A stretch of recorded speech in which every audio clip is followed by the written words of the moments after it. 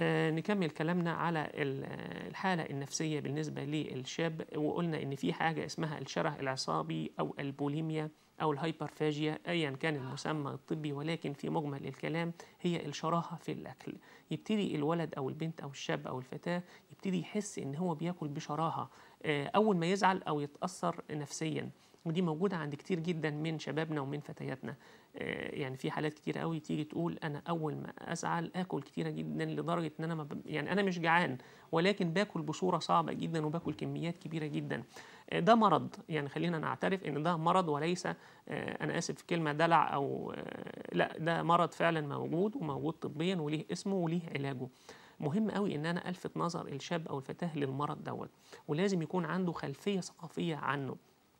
ان انا بقول في سن المراهقه دوت بيبقى الشاب او الفتاه حساس جدا بالنسبه الناحيه العاطفيه بتاعته، ويبتدي ان هو ممكن جدا زي ما بقول من دون ما يشعر بياكل لدرجه صعبه جدا، ويبتدي يزيد في الوزن ويبتدي يدخل في مشاكل هو مش واخد باله منها، لان كل همه حطه في الاكل.